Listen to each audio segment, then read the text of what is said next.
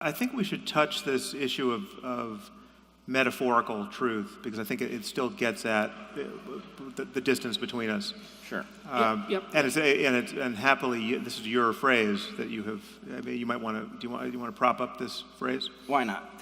Yeah. So the idea of metaphorical truth, which I think actually is the reconciliation between at least the points that you guys each started out with, is the idea that there are concepts which are literally false, that we can falsify in a scientific, rational sense, but that if you behave as if they were true, you come out ahead of where you were if you behave according to the fact that they are false. And so to call these things simply false is an error. In effect, the universe has left them true in some sense other than a purely literal one. And so religions would then, according to actually what you heard from both Sam and Jordan, religions would fall into this class of things. These are encapsulations of stories and prescriptions that if you follow them, irrespective of whether they literally describe the universe, you end up with certain advantages that you may not know why they are there, but nonetheless you are ahead of your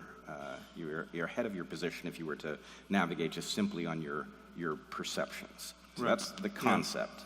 Yeah, so I think there's a good analogy that you and I stumbled onto after we did a podcast together. You had an analogy about a porcupine that could shoot its quills, which many people balked at, but a listener gave us a better one, which was the idea that anyone who's worked with guns at all must have heard this admonishment to treat every gun as if it is loaded, right? And you actually, last night when I alleged that you believed in God, you corrected me. You said, no, you live as if God exists, right? And so this seems like there's a connection here.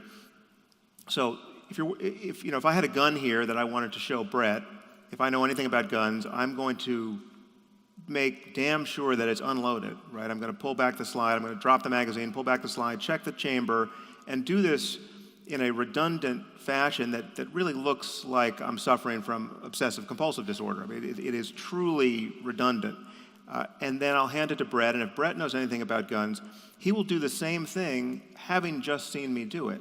And if he hands it back to me, again, I will do the same thing, even though there may be no ammunition around, right? So it really is crazy at the level of our explicit knowledge of the situation, and yet absolutely necessary to do. And it's not merely, it runs very deep. I mean, that whole time you're careful not to point the barrel of the gun at anything you would be afraid to shoot.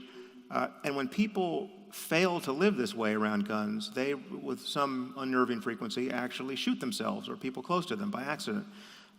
So it is really the only proper hedge against just the odds of being in proximity to loaded weapons.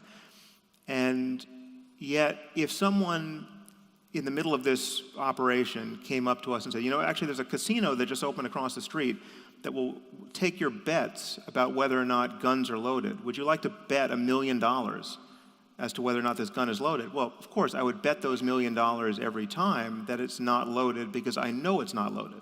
So there's a literal truth and a metaphorical truth, otherwise known as a very useful fiction, which in this case is actually more useful than the truth, right? But the only way I can understand its utility is, and even utter the phrase metaphorical truth in a way that's comprehensible, is in the context of distinguishing it from literal truth.